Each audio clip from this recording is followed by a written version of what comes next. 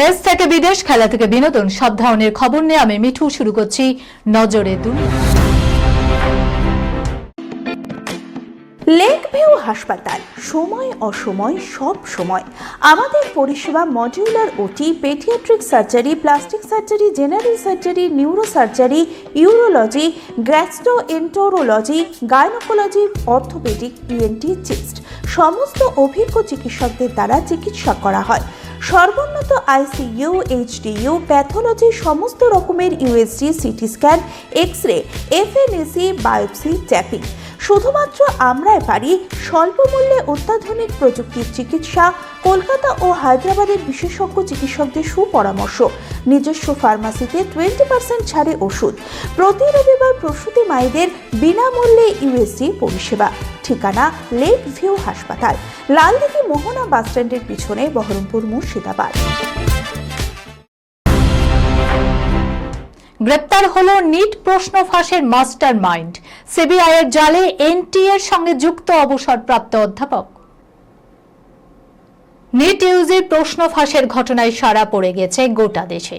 এই ঘটনার তদন্তে নেমে এবার সিবিআই এর জালে অভিযুক্ত পিভি কুলকর্ণী নামে পুনের বাসিন্দা এক শিক্ষককে এদিন গ্রেপ্তার করছে তদন্তকারীরা। জানা গেছে ইনি একজন অবসরপ্রাপ্ত অধ্যাপক এবং এনটিএ এর তরফে নেয়া নিট পরীক্ষার সঙ্গে যুক্ত ছিলেন। বর্তমানে বিভিন্ন শিক্ষা প্রতিষ্ঠানে লেকচারার হিসাবে কর্মরত।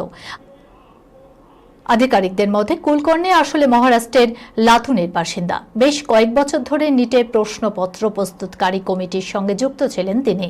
এই সুযোগটাকে কাজে লাগিয়ে প্রশ্ন ফাঁসের বিরাট চক্র তৈরি করা হয়েছিল। রিপোর্ট বলছে গত এপ্রিল মাসের শেষ সপ্তাহে নিজের বাড়িতে একটি কোচিং ক্লাসের আয়োজন করেন ওই অভিযুক্ত। এখানে তিনি আরও এক অভিযুক্ত মনীষা ওয়াঘমারের সাহায্য নেন। গত 15 মে মনীষাকে গ্রেপ্তার করে সিবিআই। দাবি করা হচ্ছে এই কোচিং এর কুলকর্ণী নিটের প্রশ্ন ও উত্তর বিস্তারিতভাবে জানিয়ে দেন। পরে দেখা যায় 23 মে নিটের যে পরীক্ষা হয়েছিল সেখানে আসা প্রশ্নের সঙ্গে তা হুবহু মিলে গিয়েছে। এদিকে নিটের প্রশ্ন ফাঁস হওয়ার পর শুক্রবারই প্রথম সাংবাদিকদের মুখোমুখি হন কেন্দ্রীয় শিক্ষামন্ত্রী। সেখানে তিনি সাফ জানিয়ে দেন, যেসব মাফিয়া চক্র বারবার প্রশ্ন ফাঁস করছে তাদের বিরুদ্ধে জিরো টলারেট নীতি নেওয়া হবে। পড়ুয়াদের ভবিষ্যতের সঙ্গে কোনোভাবে আপোষ করা হবে না। স্মার্টফোন বিক্রির নামে দেশবাসীর $6 কোটি লুট, দুই পুত্রের কুকীর্তিতে বিপাকে ডোনাল্ড ট্রাম্প। স্মার্টফোন বিক্রির নামে দেশবাসীর সঙ্গে প্রতারণা মার্কিন প্রেসিডেন্ট ডোনাল্ড ট্রাম্পের দুই পুত্রের। আগাম বুকিং এর নামে $6 কোটি হাতিয়ে নিয়ে গ্রাহকদের প্রাপ্য সোনালী রঙের বিশেষ স্মার্টফোন দেয়া হয়নি বলে অভিযোগ। এই ঘটনায় জনরোষের মুখে পড়েছে খোদ ট্রাম্প। সোশ্যাল মিডিয়ায় তাকে ও তার পুত্রদের তুলোধনা করেছে আমেরিকাবাসী। গত বছরের জুলাই মাসে অভিনব এক স্মার্টফোন বাজারে আনার ঘোষণা করেন মার্কিন প্রেসিডেন্টের সংস্থা, যার শীর্ষে রয়েছেন ট্রাম্পের দুই পুত্র ডোনাল্ড ট্রাম্প জুনিয়র ও এরিক ট্রাম্প।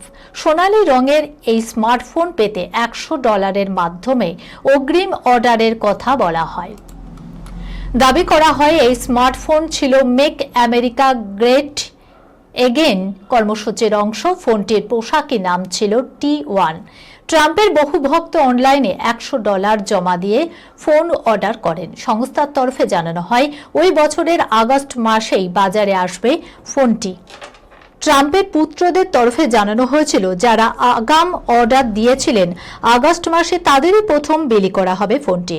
এমনকি নির্ধারিত সময়ের মধ্যে ফোন বাজারে না এলে ফেরত দেওয়া হবে $100। তবে সেপ্টেম্বর মাস পেরিয়ে গেলেও ফোন বাজারে আসেনি, টাকা ফেরতও দেওয়া হয়নি। এই অবস্থায় নতুন করে সংস্থা জানান, সরকারি নীতির টালবাহানার জেরে ফোনটি নির্ধারিত সময়ে বাজারে আনা সম্ভব হয়নি। 2026 সালের জানুয়ারি মাসে পাওয়া যাবে ফোন। তবে মে মাসেও ফোনের দেখা না মেলায় ক্ষোভ চরম আকার নেয়। সোশ্যাল মিডিয়ায় ট্রাম্পের পুত্রদের বিরুদ্ধে গালিগালাজ শুরু করেন গ্রাহকরা। এর মাঝে সংস্থা বার্তা দেয়, যারা আগাম টাকা দিয়েছেন তাদের সঙ্গে বিক্রি সংক্রান্ত কোনো চুক্তি হয়নি, ফলে পণ্য মজুদ বা সংরক্ষণের কোনো প্রশ্নই নেই। ফলে গ্রাহকদের ফোন প্রাপ্তির আশায় জল পড়েছে। টাকা ফেরত পাওয়া যাবে কিনা তা নিয়েও সন্দেহ তৈরি হচ্ছে। দাবি করা হচ্ছে প্রেসিডেন্টের দুই পুত্র ফোনের নামে বাজার থেকে পাওয়া $6 কোটি তুলে নিয়েছেন। এই ঘটনায় ডেমোক্র্যাটিক সেনেটর এলিজাবেথ ওয়ারেন বলেন, ফোন দেওয়ার ক্ষেত্রে যেভাবে টালবাহানা শুরু হয়েছে তাতে এটি ট্রাম্পের আরেকটি চক্রান্ত বলে মনে হচ্ছে। ট্রাম্পের বিরুদ্ধে ক্ষোভের বিস্ফোরণ ঘটেছে সোশ্যাল মিডিয়ায়। ঘড়ির কাঁটা ঘুরছে, দিন পেরিয়ে রাত, রাত পেরিয়ে দিন, তবুও চুম্বন থামেনি। একটানা 58 ঘন্টা ধরে ঠোঁট ঠাসা চুমুতে গিনেস বুকে ওঠে নাম। কিন্তু এবার সংসার ভাঙল সেই দম্পতিরই। একটানা 58 ঘন্টা, অবিশ্বাস্য মনে হলেও এই অসম্ভবকেই সম্ভব করেছিলেন তারা। ঠোঁটে ঠোঁট রেখে তৈরি করেছিলেন বিশ্ব রেকর্ড। কিন্তু সেই দীর্ঘতম চুম্বনের উষ্ণতাও শেষ রক্ষা করতে পারল না। প্রেমের সেই ম্যারাথন শেষে এখন বিচ্ছেদের বিষাদ। গিনেস বুক অফ ওয়ার্ল্ডের রেকর্ড নাম তোলা বিখ্যাত থাইল্যান্ড দম্পতি এক্কোচাই এবং লাক্সানা তিরানারাতেন এবার হাঁটছিলেন সম্পর্কের ভিন্ন পথে। 12 বছরের দাম্পত্যে ইতি টেনে আলাদা হওয়ার সিদ্ধান্ত নিলেন দুজনে। 2013 সালের ঘটনা। ঘড়ির কাঁটা ঘুরছে, দিন পেরিয়ে রাত, রাত পেরিয়ে দিন, তবুও চুম্বন থামেনি। একটানা 58 ঘন্টা 35 মিনিট 35 সেকেন্ড। বাথরুমে যাওয়া থেকে শুরু করে জলপান সবটাই করতে হয়েছে ঠোঁটে ঠোঁট রেখে। গিনেস বুক অফ ওয়ার্ল্ড রেকর্ডের কঠিন নিয়ম মেনে বিশ্বকে চমকে দিয়েছিলেন এই যুগল। এর আগে 2011 সালেও তারা 46 ঘন্টার বেশি সময় ধরে চুম্বন করে রেকর্ড করেছিলেন। সেই রেকর্ড ভেঙে নিজেরাই নতুন ইতিহাস তৈরি করেন। আদতে এই প্রতিযোগিতায় নামার কথাই ছিল না তাদের। স্ত্রী লাক্সানা তখন অসুস্থতা কাটিয়ে উঠেছিলেন। একটা চেয়েছিলেন স্ত্রীকে নিয়ে একটু ছুটি কাটাতে। সেই সময় একটি হীরের আংটি আর মোটা অঙ্কের পুরস্কারের লোভে মজা করে অংশ নিয়েছিলেন প্রতিযোগিতায়। কিন্তু সেই মজাই তাদের পৌঁছে দিয়েছিল বিশ্বমঞ্চে। সম্প্রতি দেখা যায় এক্কোচাই নিজেই তাদের বিচ্ছেদের খবরটি নিশ্চিত করেছে।